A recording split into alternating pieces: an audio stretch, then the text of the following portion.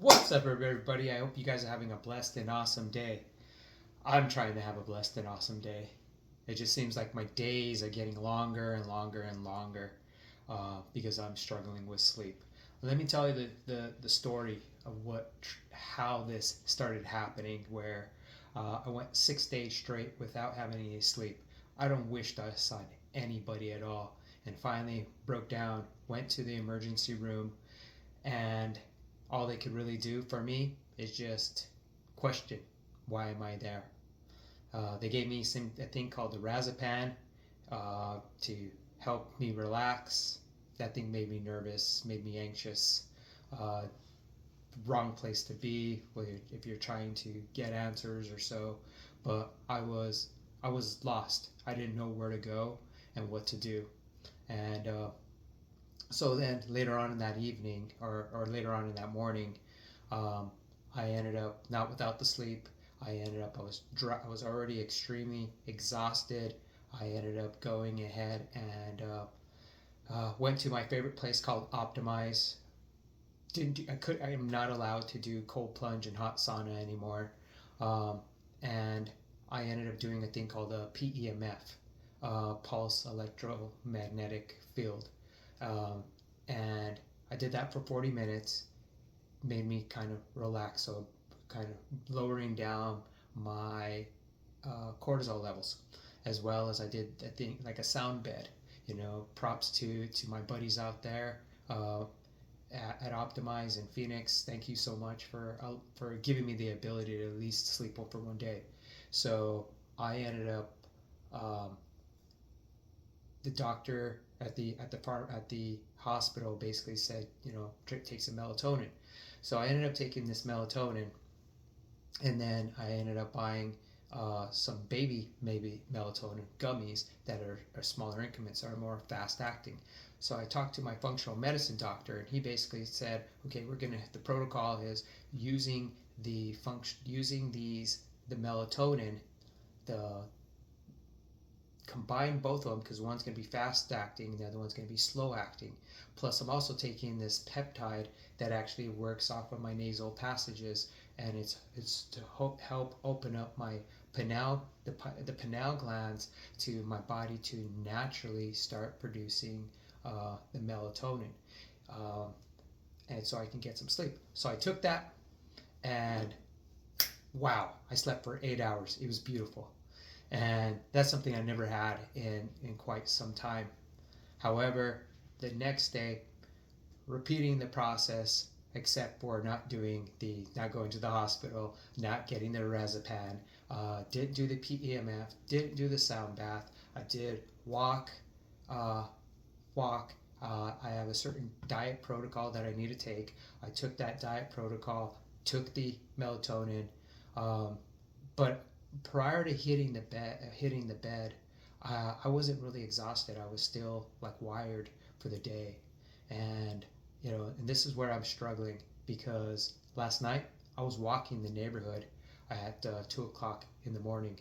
I walked for probably a good hour and a half to almost 2 hours, just walking, just getting out all these thoughts that were always popping in my head. Because as being an athlete, I would always visualize what I need to do. What's the next step? What's the next level?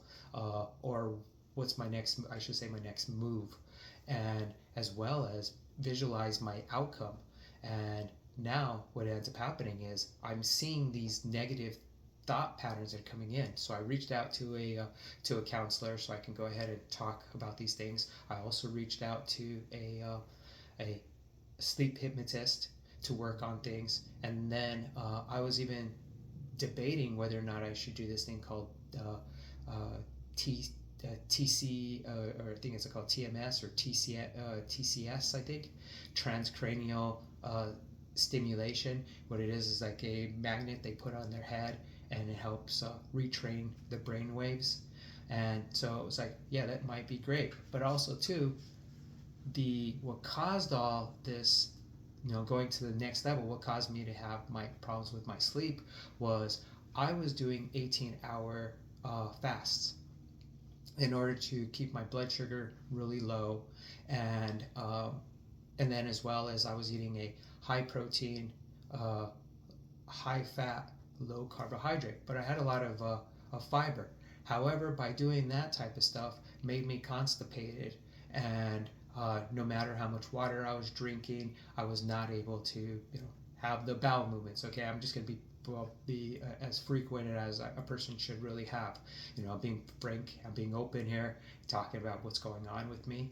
And then what ended up happening is working with my functional medicine doctor basically said that because of me going for a long period of time like this, that my sleep started getting smaller and smaller. It's like I would average about 6.5 hours of sleep, and then when I wake up, I'm on the go. I am ready. Because I was constantly on those ketones and using fat as fuel, and so my weight dramatically dropped a lot. I dropped a lot of weight back to my weight when I was competing in Olympic weightlifting. Whereas I liked being a little bit bigger because I can eat what I want, but because of me having more of a restrictive diet, I couldn't eat certain things. I got used to that food that I was eating, and I look forward to it. Um, and because I see the benefits, I was always wired and fired, ready to go. When I ended up, and then, but what ended up happening is I started getting smaller and smaller increments of sleep. I would wake up at like 12:30 or maybe 3 o'clock, and then I would just continuously just still function. And after a while of doing that, it gets to the point where your sleep gets smaller and smaller and smaller, and you're still somewhat functioning, trying to perform, you're trying to do your job, trying to do your duties at work, trying to be a productive engineer. And I cut out my social life, trying to work on my sleep, trying to get things in order. Doctor came and told me, based on some lab work, that my hormones are out of whack because of the diet that I was doing. And so we're trying to fix it with a different type of diet, more to kind of get myself of being able to uh, utilize that free testosterone that I have, because I think he was saying some of that might be converting into estrogen, and so, which is a bad thing. So this is it's a drawback of all these different things of why these things started happening. And I could say, well, what caused all these things? And well, anyways, what caused all this stuff is I ended up last year. I ended up going to the dentist, and then in the dentist, they ended up doing a 360 view of my neck, and they said of my mouth, and they within my neck they found some kind of some stuff on my neck. So I ended up getting it checked out and found out that it had a little bit of calcification. And so it freaked me out because I live a healthy lifestyle. I don't do drugs. I don't drink. I don't smoke. I'm always being active and I eat right. And so what ended up happening is, because of probably maybe other factors, the doctor kind of said, you can't beat genetics, because it was an accidental find that we prone to get this type of stuff. He said, don't get diabetes, you're doing all the right stuff, you're maintaining being healthy and things like that. So I should have just left it there, but instead I had to go ahead and dig deeper into things, went down the YouTube rabbit hole, and then I ended up with the YouTube rabbit hole, I ended up getting into more of the what could be causing this. So I realized that I wasn't taking the vitamin D3 with the K2, which what does is it just helps push the calcium to the bones instead of putting them through the blood system. So I realized that a small little thing could be could be causing that, and it doesn't matter what you're eating. You could be being very healthy. So what ended up happening is, with me, I went down the rabbit hole trying to learn more and more and more. So I started doing more things, and I started realizing, saying, hey, I want to make sure I'm keeping my blood sugars really low. And so I ended up that's why I started doing the intermittent fasting type of stuff. And lo and behold, there's huge benefits. My functional medicine doctor said that there's huge benefits to what I was doing. It's a tool. However, I took that tool, and there's a certain timeline of when to stop and just get back at a normal cycle of things, because as an athlete, that's something I realized, that you cannot do the same routine and same workout all the time, because you need to adapt it and change it. So lo and behold, that's where I'm at, and now I'm just struggling trying to figure out the answers. It's difficult, and that's why I haven't been posting. That's why I haven't been doing a lot of many different things and doing my videos, because I always used to be that rah type of guy, always being that motivating and inspiring, and it's like, send that love to me. I appreciate that if you guys can do that, because this shit is disheartening, man.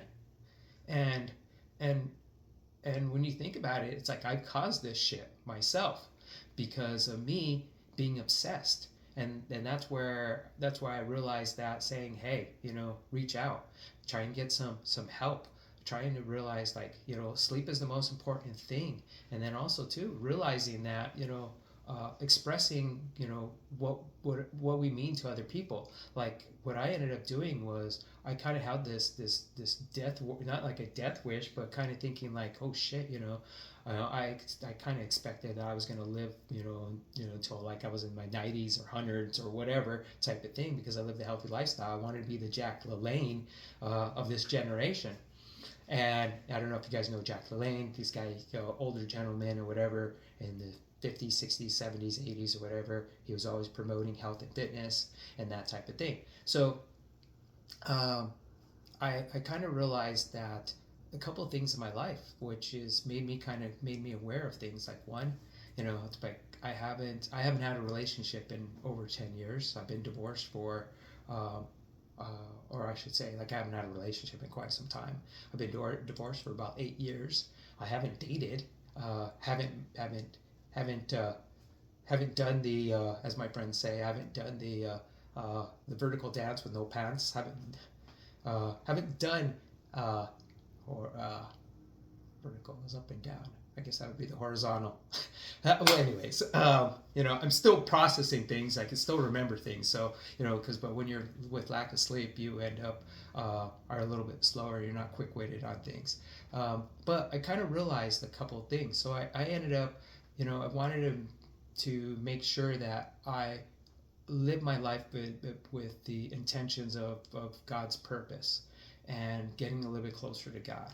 The other thing too is realizing that I have been, maybe I come across to people as like, that might have pissed people off.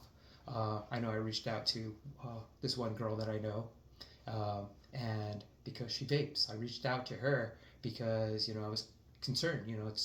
Sent her a video saying, hey, just wanted to pass this on to you, because I care.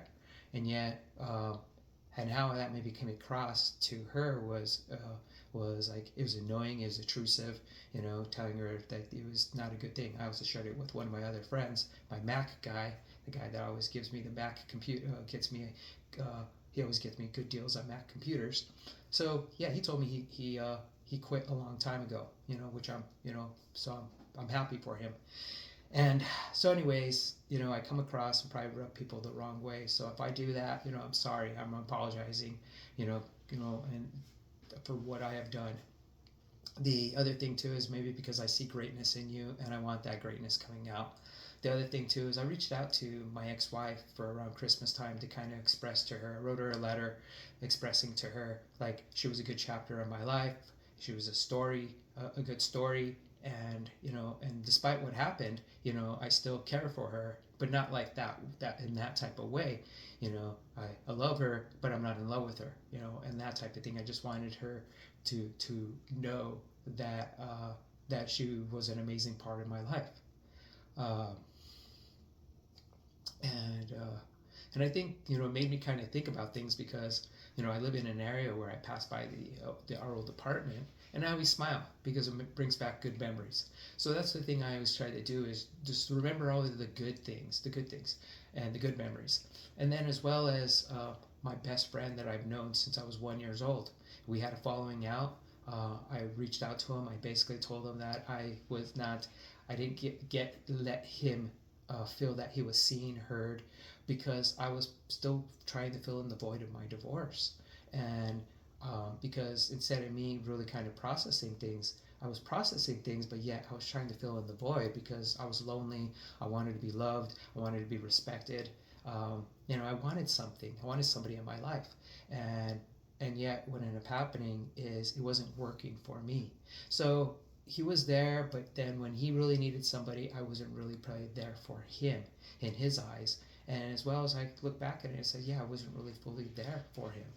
And I apologized for it. And then I went to a funeral and I was expecting to see him. This was just recently. And I felt like he was ignoring me, and as well as I finally went out to him and I said, "Hey, can I have a moment with you?" And he was like, "This is not the time nor place," which is rightfully true. That probably wasn't the time or place or whatever. But I think in terms of acknowledgement, saying, "Yeah, let's get together and let's talk," that type of thing, because I just, I wanted to tell him how much he meant to my life, and that's where But I also came to a realization of what what I needed to do is kind of realizing that some people come into your life for a reason, season, or a lifetime. Sometimes they're not at the same, maybe they're not at the same space where you once were, and it takes two people to really keep that relationship going, and the same type of core beliefs and values and things like that. So kind of realize that, saying, hey, he was good in my life, but I also have to realize that with me going forward, I have to go ahead and really process things and just saying, hey, I want people that's going to be in my life, and if they don't want to accept my apology, that's okay, and just be okay with that. And as well as the same thing about like dating, if there's a woman that I like, that I tend to constantly pursue, or have a conversation with a woman that I know of like for 5 years, and it's a thing of like, okay, buddy, it's like she's not interested, and I think the thing is like I realized that she wasn't interested, but I also realized that that woman became a good ally in this fight, because she would share me stuff like she's taking this CBD oil, or she's taking this, or she told me about this one lady for doing massage, and I was like, yeah, so sometimes, you have an appreciation for things. It might not be what you want them to be and then how it turns out, but also just appreciate the people that are in your life. And sometimes it might not be what you intend it to be or what you want it to be, and just appreciate how that person is showing up. And that's something that I've kind of realized now. And so to people that I've hurt, I wanted to say I'm truly, deeply sorry. Um, I love you and I want the best for you. And then going forward, it's just like saying, hey, this is a battle that I'm dealing with, and I'm not giving up. That's the whole thing. At times I kind of feel like shit. It's like you feel at a point where like you're stressed out, and it takes a toll. And I can definitely see that when a person has that sleep, you're wiring, you're firing, you're all function, you're happy. But when you're dealing with things, and it might, it could be a death of a loved one, it could be a loss of a relationship, it could be many different things, or you feel like your life is not going how it's going because you wanted it to be a certain way, and these are just these thoughts, and these thoughts, they're not what is in that present moment. And that's something that I've kind of realized that now is just a thing of like, yeah, I understand that completely. However, when you do have that lack of sleep, you really want, you want it clearing, because it basically, the sleep, it kind of clears everything out, clears the cells, clears your mind, you feel energized, and that type of thing. I know my doctor kind of said to me, like taking too much melatonin could do havoc on your body. It could affect your hormones, or your testosterone. You get to the point where it's like, what needs to be done. If you're struggling with this, or you struggled with this before in the past, please set a comment. if you're not, or you're dealing with something with depression, anxiety, or things like that, go ahead. I'm sending you love. Because I could definitely know what it is, because I know my one of my older sisters, she's dealing with depression and anxiety. She does take stuff. For me, I kind of feel like I never wanted to take anything, and my and how I dealt with things is I was always being active. And I noticed too, like whenever I eat certain things, things get triggered. That's why I eliminated sugars, because I know that sugar produces anxiety for me, and I don't like it.